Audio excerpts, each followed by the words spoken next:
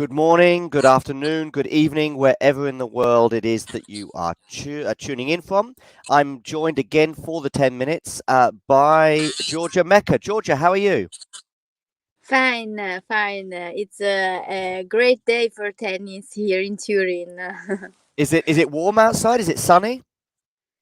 It's not sunny, but we are used to cloud in Turin in November. Yes, I remember myself being quite cold there in a February. Listen, Georgia, fortunately the tennis is taking place indoors, so whatever's going on outside is less important.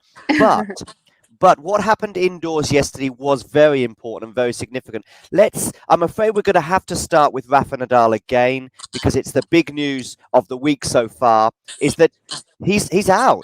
What happened? He's out of the ATP finals, and he was beating for the second straight times here in Turin by Félix Auger-Aliassime.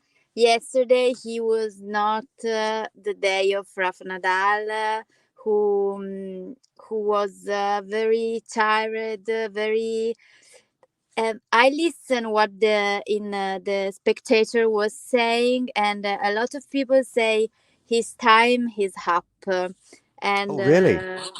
I hope that is not true. But he seems so very tired, very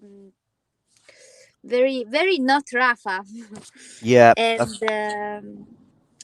I think that it was very significant what he say after the match in the press conference. He said that he has to think about 2023, so the new season, and he said, I think I did not forget how to play tennis and how to be mentally strong. But yesterday it wasn't his day. No, that's true, Georgia. And he said he will die to try and make sure that he's ready for 2023. And he's obviously very determined. He doesn't know if he will return to the level that we've all known, but it was only 6 months ago that he was winning the French Open and the Australian Open. So it's probably a little bit too early to call time on his Yes, career, right? Yeah. yes. I mean, I don't know exactly what's going on, but listen, the true test will be in Melbourne in January. What about Felix? Felix, I think that he was not as good as we see him in the last month. But yesterday he demonstrated that he deserved to stay in Turin, and he is becoming a champion.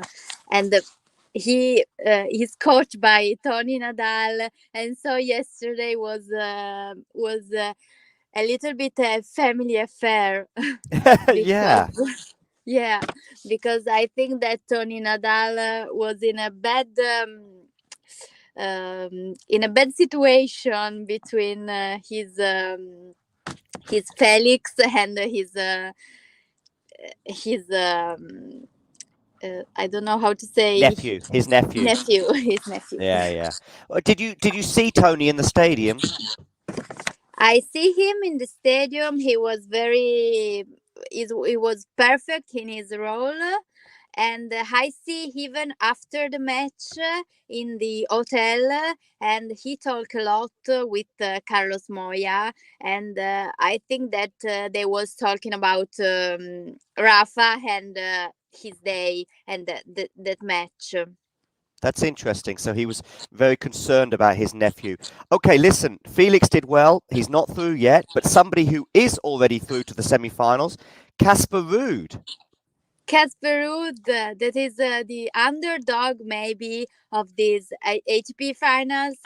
I think that he is always underestimated, but he is the semi-finalist for the second straight year, and I think that he deserved to stay here. Yesterday he played very well in a very good match against Taylor Fritz. a really good tiebreak.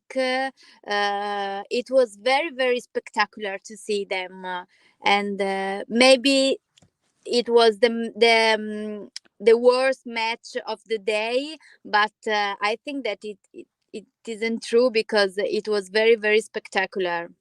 Yeah, provide a lot of entertainment. Third set tiebreak. Taylor Fritz, of course, now has to play his last match against who's he playing in his last? Oh, Felix, of course. So that Felix, now yes. is those two to decide who will join Casper Ruud in the semi-finals. What did you think about Taylor Fritz? Did he play as well as he did against Rafa? Was it just Casper Ruud being amazing? Uh, Casper Ruud played very amazing, but I think that even Taylor Fritz played a very great match.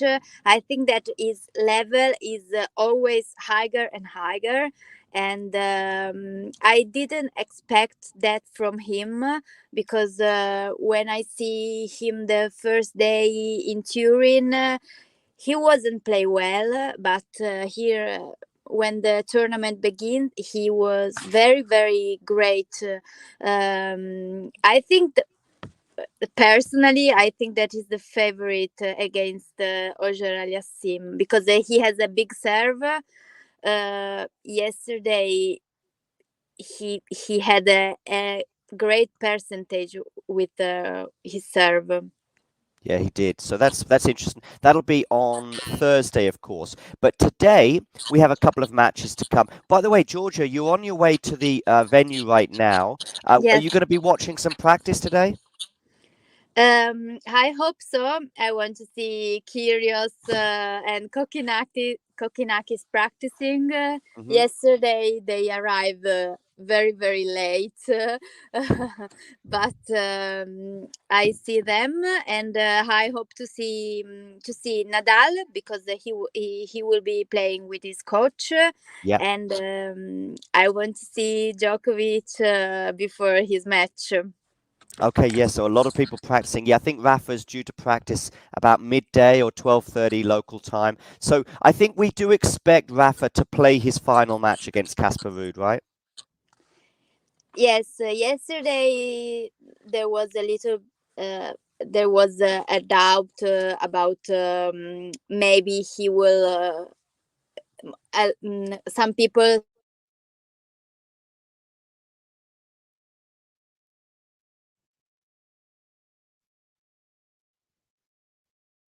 thought that okay, because he's out of the finals, but I think that Rafa will stay, because he don't retire, and he never did, and so I think that he will not retire from Turin. I agree. I agree. I mean, he says he wants to play matches and he's got an opportunity tomorrow to end his tournament on a high. Listen, regarding today's matches, are you going to watch both Rublev Djokovic and Tsitsipas Medvedev? Are you there for both of those matches? Yes, but the great surprise of today in Turin is that in Turin will arrive Carlos Alcaraz. Oh, really? Really? Because he will be they yes, because he will finish the year in number one ranking, and it will be it will be a party, and he will be at 9 before the match between Tsitsipas and Medvedev. He will arrive in for a ceremony. Great. That's great to know, Georgia. So he will get his year-end number one presentation and fully justified. Before I let you go, I do want some thoughts on. Let's talk about Rublev Djokovic. Who's going to win and why? I see very well Rublev, and I really like him. I really like his courage when he wrote peace, peace, peace after the match against Medvedev. But I think that Djokovic is his nobody here in Turin playing better than him right now, because he has a very great level, and I think that he has something to demonstrate. He wants to demonstrate that he's still the number one of the world, and I think that he will win today, and maybe Medvedev against Tsitsipas will be a match more complicated for both of the players. Yeah, that's the second match tonight. So Alcaraz will get his presentation, and then you can enjoy Tsitsipas Medvedev. Tell me, Tsitsipas or Medvedev, who's winning? Oh, I really don't know, because I didn't see them well. Nobody of them I see him well. Maybe I would say Tsitsipas, but because Medvedev, is looking very tired. I don't know what's happened to him after Australian Open, but he never reached his level. Yep, Giorgia, that's completely right. Well, Giorgia, have a good day watching the practice, watching the matches, and enjoy the party for Carlos Alcaraz. Yes, yes, I will send you some picture. Giorgia, that would be amazing. Giorgia, grazie mille and ciao. Grazie a te.